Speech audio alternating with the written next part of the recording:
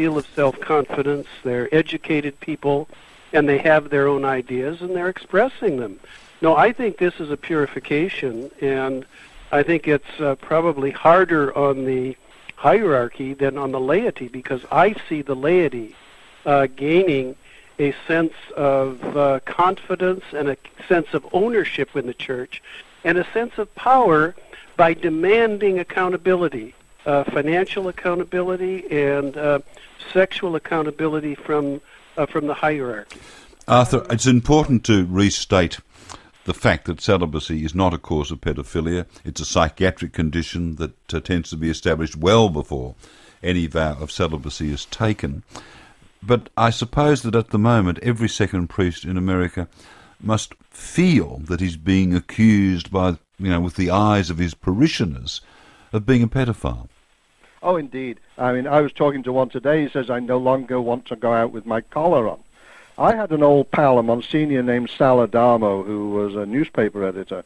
And after he retired as a priest, he was doing a column in a secular paper.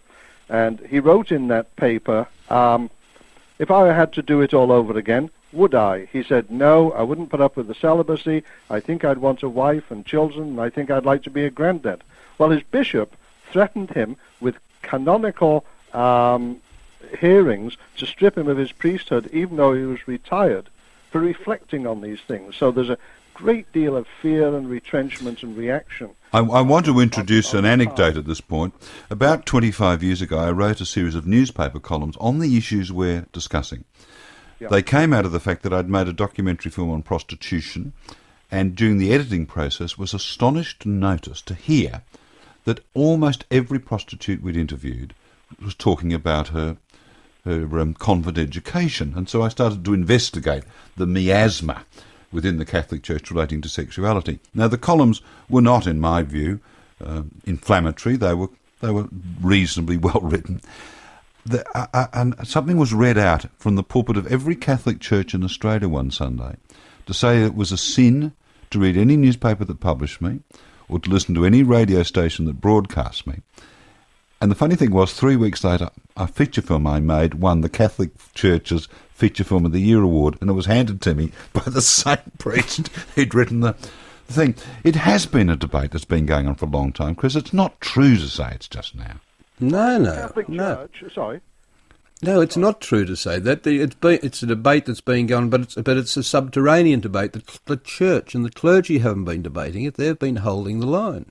And I think it's quite peculiar, sad, but also amusing to see all the cardinals from America going across and speaking to a man who's very elderly and bent over and in constant pain, and to think that any of them can throw light on that problem. Yes, but you see, you're also talking about a pope who is running a sort of priest factory out of Poland, who doesn't really see there's a problem in terms of populating the parishes, with priests, because he's going to have this, God, I almost used a very inappropriate term, but he's going to have these hardline troops, if you like, marching out of Poland. Will that solve the church's problem in America, Arthur? No, nothing will solve it, because the people want accountability, transparency, and a shared voice in the leadership. You know the joke in America. Have you heard about Vatican III? The bishops are bringing their wives. Have you heard about Vatican IV? The bishops are bringing their husbands. They're looking for change. They're looking for... I mean, my God, I know cities where there are American Catholics who run major corporations, and the bishop is afraid to talk to them in case he sets himself up as not having enough financial knowledge. Richard, are the parishioners of the United States of America up to speed in that they can distinguish between a gay priest and a pedophile? Well, I'm hoping so. I think that the whole crisis is bringing that to a head, and if I'm following the developments rightly, this is the next question to come up and to be clarified. And oddly enough, it's been raised by Rome. When Navarro Valls, the Pope spokesman, he shot he made a shot across the bow of the American church by saying that homosexuals should be thrown out of the church, or maybe their ordination is invalid. Why? Because he knows that a certain number of very influential bishops in the United States are gay in orientation. I myself have interviewed sexual partners of a dead cardinal, and I have also interviewed a man who alleges that he has been sexually approached by a living cardinal. This is all going to come out. This is going to be faced. I think God made a very serious error in having sexual reproduction. I think we should go back to the designer and demand another way of doing this. I mean, suddenly cloning sounds attractive. Chris? Well, let's get to practicalities. We talked before about the idea of married priests leading to publicly dysfunctional families, and Chris says that doesn't matter, that's just a part of life's rich tapestry. You endorse that view, I think, Richard. What about religious orders? They're all about communities of people living together, committed to a common belief. Could religious orders function without the discipline of celibacy or the aspiration of celibacy? Richard? I don't think so. No, I think that the renewal of celibacy, of real celibacy and the understanding of it, is going to come out of the religious orders, where the community is central and superior.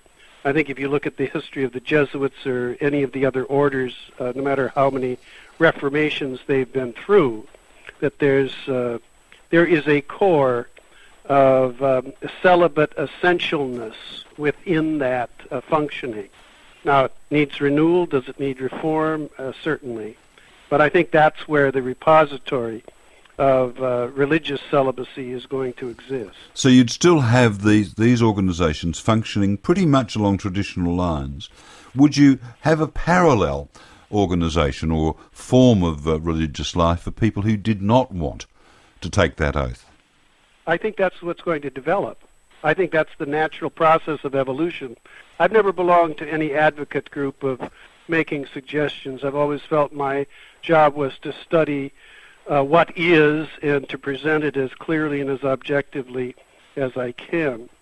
But I do think that that's in the cards. I think that's what's coming.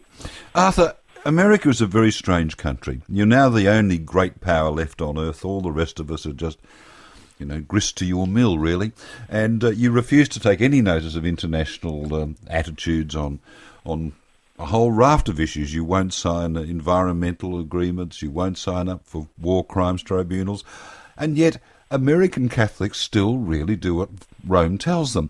Where is the unilateralism in American Catholicism? Why are you holding back?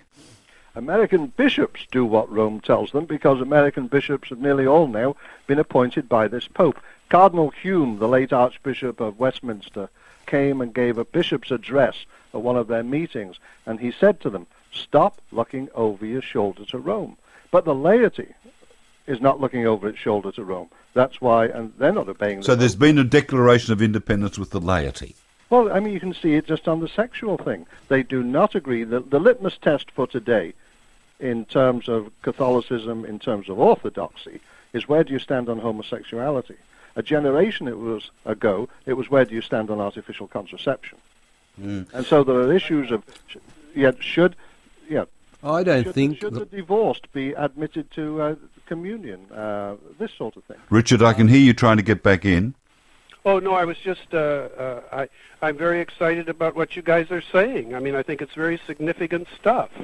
Because I think this is a tremendously challenging but a tremendously exciting time. And I don't think the church in America is ever going to be the same. Well, let's look at the church in Australia, Chris. You and I well remember a time when the divisions in this country between Proddy and Catholic were almost Belfastian in their intensity. We remember a time when the Catholic Church was wholeheartedly interventionist in political activities, when it was instructing a vote for the Democratic Labor Party from the pulpit. Now, is the church in Australia as divided between the hierarchy and the laity as the church in the US? are we seeing the same declarations of independence from... I don't think the laity would be the least phased about ordination of married men or priests marrying. In fact, I was at church last year and the priest in the church spoke about the ordination of women.